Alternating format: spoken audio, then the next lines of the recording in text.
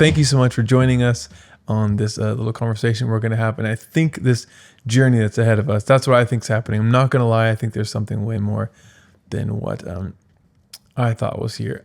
I'm just like, dude, I said this before in another episode that you'll not see.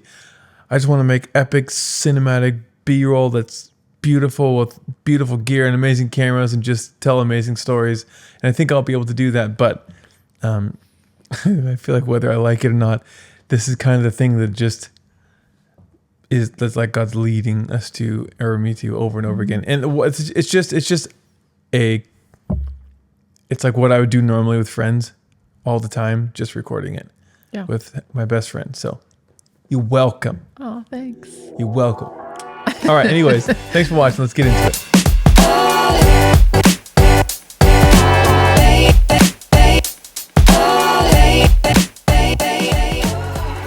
I thought it would be great to talk this time about just share some of our marriage, where we're at now, where we were at. And this all came up for me because I was just hearing about somebody else's marriage failing, somebody that we know. And I don't know any of the details of it, but every time I hear about someone else's marriage failing, it does bring me back to that time in our life when ours were so close to failing, being just completely just up in flames. And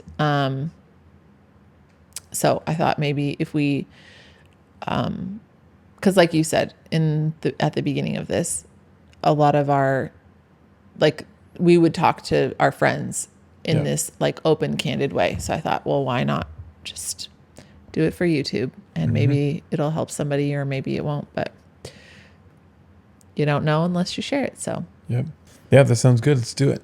Okay. So the first thing that I was thinking of is that our, like through counseling and stuff, we learned a lot of helpful tools as far as like these, like ways that we can better communicate with each other. What would you say is like the first thing that comes to your mind as far as like how our communication is now?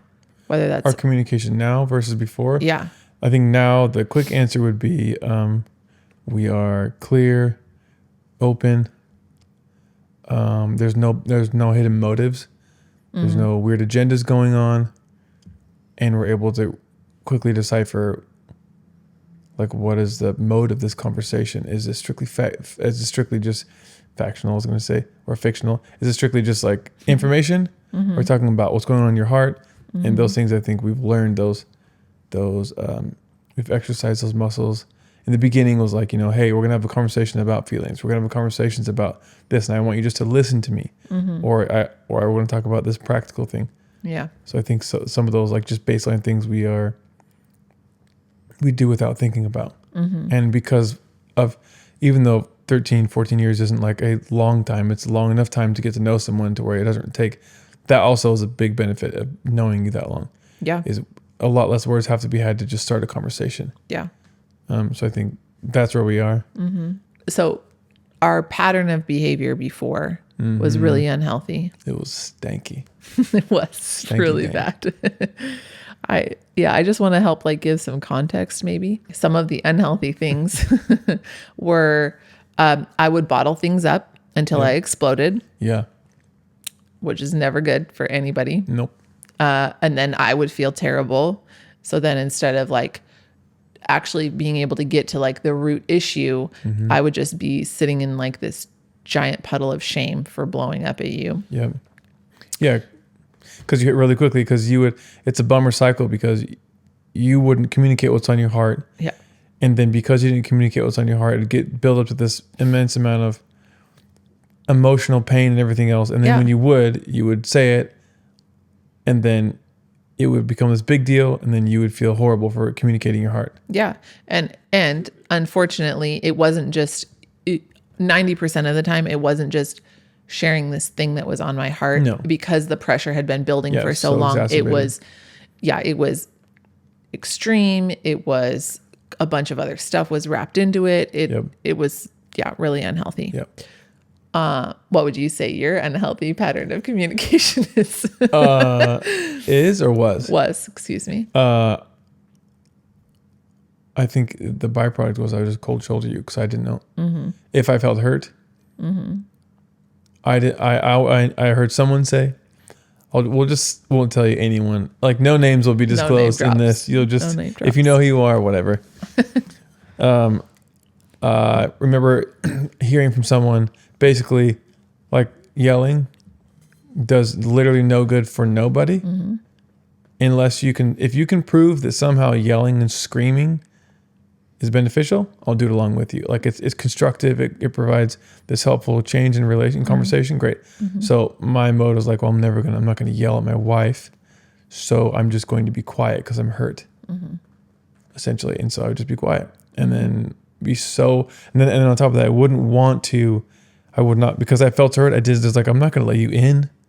Right. So I'm going to just close you out because it makes me feel like I can share how I'm feeling by showing you. And make you feel pain because I'm hurting, even though you were being vulnerable by saying it and blowing up. Yeah. But like at the core of what was going on, we're just super duper hurt. So it was a lot of just, I think, cold shouldering. Yeah. And then also desperately needing to be right. Yeah. And that is a death sentence. And to me, going out on a limb on this one, but I feel like it is a dead, clear giveaway of, either immaturity, a lack of time with someone, or a lot of other things. But like, if you need to be right, you are wrong. I was going to say that's what we should title this. Really? Yeah. If you need to be right, you're wrong. Yeah. Doesn't mean you're wrong though. Here's the key. It doesn't mean that you're wrong. Yeah. But I would put a lot of money on, how about this? Just so people don't get offended. In my life, I was right. I was right, which is a bummer thing. But then my need to be right was prevailing way over her heart, seeing her, loving her, making her my focus and my attention, giving myself to serve her, like mutually submitting one to another. Like Galatians 5 talks about Jesus, husbands, love your wife like Christ loves the church. I don't see anywhere where Jesus was like, all right, all you people, let me just shut up and tell you what's up because I'm right. He was silent over and over and over again. And he just... Anyway, so not to get into that was a big thing. And I think a lot of people can probably resonate with that. You're not bad, stupid, or wrong, but just it's a dead giveaway. Like there's something else that's probably hurting inside of you or other things that could be festering that causing that. Because you don't have to, like when you realize, oh my gosh, this has no reflection on who I am as a person. Yeah. And any of those things, and you're free here, then it doesn't matter if you're right or wrong. It's irrelevant. Yeah. Because it's not about you. That's what it was. Yeah. About me. Now, because of everything that is different in our marriage and in our communication, you can be right. And I'm like, oh yeah, I know you're right. And it's not an issue. And it's because it's your heart posture in it is so changed. And so I think. And I hope it's true that rarely am I like, I'm right. No, but I'm saying even if we're in a disagreement, because we do have those rarely. still. We never have disagreements. If we have a disagreement about something, like you could say something kind of snarky. Yeah, and be silly. And I'm like, yeah, I know you're right, but let me get what I'm feeling out, you know? But it's like in such a healthy way now that because it's more like joking. Yeah. And I do feel like I've done that a few times, and I feel like there is sometimes it's okay for me to do it, but I've noticed even in joking, I feel like the Holy Spirit's checked my heart, been like, hey man, that's off base. Like you're doing, there's a little hint in there that's your need to be right. And I just immediately repented, even though I probably didn't say it to you, just to him. I was like, man, thank you so much. Because it's that desire for that self to be like, yeah, but I'm right though. Let's slip it in there a little bit. Anyway, so side note, but that's something I feel like God's just been. That's interesting because I haven't felt that. But okay, so that was our pattern of behavior of communication. And it could be summed up in Haley felt like she didn't matter, didn't have a voice. What she had to say was not important. I felt misunderstood. Those were the things that we just drown and burn in these. Yeah, for years. Yeah, 7 years. 7 long years. Just kidding. They're beautiful. I loved every second of them. Okay, so then what started to change?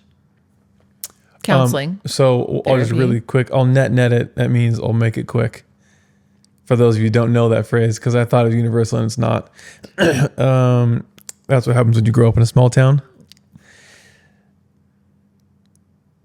Short version would be, I was doing hair. I was a hairstylist. Lady showed up in my chair. God brought an amazing counselor to sit in my chair. I did her hair and found out she was a counselor. And like right before, like a very short time before that, Haley's like, we should see a counselor. Yeah. And I was like, part of me was like, this is amazing because I love learning things and growing. The other part of me is like, I don't want to expose the fact that I'm a crazy person and I really need Jesus really bad. I don't want anyone to see. So went to counseling. She gave us some incredible tools. God used it so beautifully to start the process of equipping us to living in the reality of what the New Testament talks about, is that you put off the old man and put on the new. And it's not like every day I'm putting up, but like stepping into what's already been done and completed. It's Romans 6, it's Colossians, it's all these different places.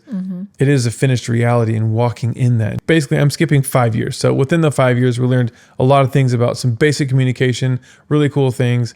And I'll let Haley highlight any of those if she wants to. And that at the end of that 5 years, a lot of stuff happened in our personal life. And a friend of mine was like, hey, I really feel like I should tell you about this guy named Dan Muller.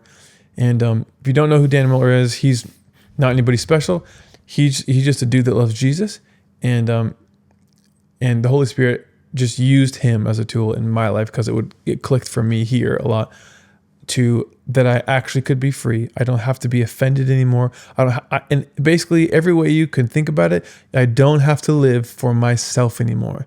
I get to die to that thing. The lie is that you have to serve yourself and take care of yourself as far as these selfish inward, give me what I need things, and that you can to live free. And I can actually because if I'm free from me, then I can effortlessly love someone because I can receive him and it comes out. I can like see myself righteous. I can see myself loved. I don't see myself for faults anymore. I don't see myself for what I did wrong. Like learning to see myself the way that he sees me, and then that begin to produce, whether I didn't recognize it. It wasn't like I was like, oh, now I'm going to go blah, blah, blah. It started to produce all this stuff. I just was thinking about, so with counseling, there's definitely aspects of it that we still like we benefit from right now, even still. But to me, what we've used this analogy of like, it's like you're learning a new language. So everything feels like you didn't even know you could communicate in this way. Yeah. And it's way healthier and it's amazing and it's hard and it's a lot of work, but it was hugely beneficial in helping us rewire all these things that were like just really toxic and unhealthy. But there are just a ton of lies. Yeah. Yep. Yeah. Lies that we believed modeled to us from the world, from whatever. Yeah. We didn't realize we just had accepted as our identity. It's who we were. Right. Yeah. So then it also kind of makes me think about like when you're learning to drive a car, everything about you get in the car and everything is overwhelming. You have to turn the key. Well, not now. You push a button, but you have to put the key in. You turn it on. You put your foot on the brake. You put the car into the right gear. You check all your mirrors. You make sure your seatbelt's on first. Then you check all your mirrors. Then you slowly let your foot off of the brake and put. Like every single thing is. You have to really focus and pay attention. And I feel like that's what counseling was for us for a time because it was so new and we desperately wanted to not be in what we were in anymore because we knew it's hurting. I knew this is hurting Dominic. This is hurting myself. This is not an environment that I want to bring children into. We might as well call it quits. Why would I want to stay in a marriage for 20 or 30, 40 years if this is what it's going to be 40 like? 40 years after that, see you later. 40. Well, some people. Yeah. But so at that time, it was like, I want to get this right. I want to do every single thing in my power that I can do. And so it was like a lot of intentional effort to, as people say, like do the work of therapy. But now, and this is like with driving a car, you've been driving for however long and you don't don't think about it. You do it, and you're a safe driver, and you obey all the laws, and you pay attention, but it doesn't take the amount of effort and work that it Yep. once did. And I do feel like there's an element of that in coming out of that season for us, of really putting in a lot of intense work that we're still kind of reaping the benefits of. Totally. You still have to do it, but it does take effort and energy, but it is not the amount of concerted energy and concerted work that we once put in.